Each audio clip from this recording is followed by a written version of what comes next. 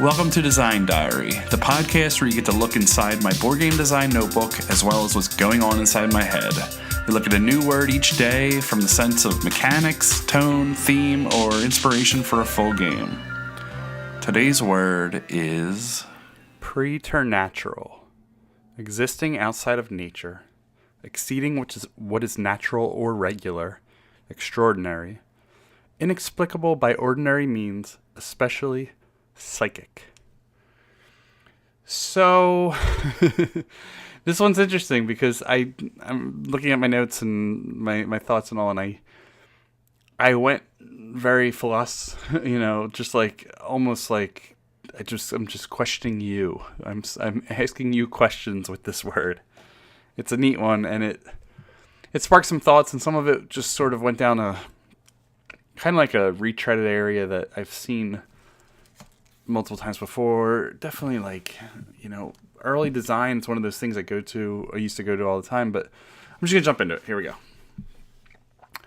I started to create questions with this word and tried to see if I could come up with answers. So my question, if it's if existing outside of nature, exceeding what is natural or regular. My question is, if I'm rolling a 6-sided die, how can I roll a 17? So my second question was, if I'm drawing a card, how can I draw a meeple? Part of this was like, how can I do it and intend to do it? But part of it was also, how can you do it and be surprised by it? And I don't know if I can answer any of these questions, but it's right where my mind went. So one answer was to use other components to manipulate your results. So I roll a d6 and I add 11 to it. I've rolled my 17. But I don't think that's unnatural. That's pretty natural from a gameplay sense, manipulating, die rolls and results and things like that. To exist outside of a natural gameplay sense, I think you really need to get creative.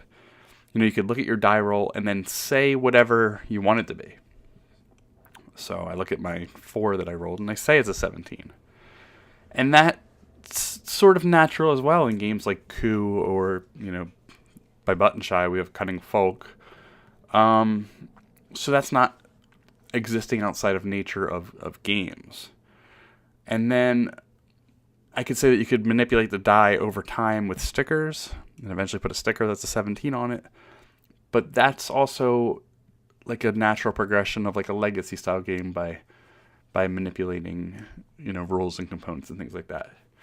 So I just got stuck with it. It was just really tough. And I thought there were 2 ways. You could either break new ground in gaming, or you could just break new ground in the game itself. So, adding a sticker to a die in a game, in a game that doesn't do that up until that point, it is existing outside of nature. So that's where I kind of went with it. We talked a lot about changing rules as you go in recent episodes, and I think it's interesting. I think it's very interesting. So that's what I wanted to kind of roll with on this. I've seen this done before, and I've even tried it very early on, was, imagining a die that has 6 sides, but you can manipulate all the sides of it. So the easiest way to do this is just to have a die with 6 colors, or even just 1 through 6, and then underneath of wherever you're rolling your die are slots for 1 through 6, or 1 of each color. So for the slot for each color or die roll, you can place something there, and that represents what that roll is converted into. I worked on the game Quarriors, the expansion Quest of the Gladiator, and this was kind of the way I had to develop it, because it was an expansion for an existing dice game that needed to use the existing dice, but also use new ones that looked and felt the same, because you're pulling them out of a bag and things like that. So basically for every die I had to have this conversion under it. So I'd use the old dice, but I'd roll them and look at it and then convert it to what the new die was. So imagine that grueling procedure, but in a game, and presented in a much less grueling way. So you roll a die, you roll the 2 or the red side, and then you look at the below it. There's a red or a 2 spot, and what that actually means. And let's say that it means 17. there you go. I've rolled my 17 because we've changed what the face of that die is. But I thought of some neat ways to actually do this and kind of get it a little deeper. So let's say players each have dry erase cards. I've seen them in Wits and Wagers and games like that.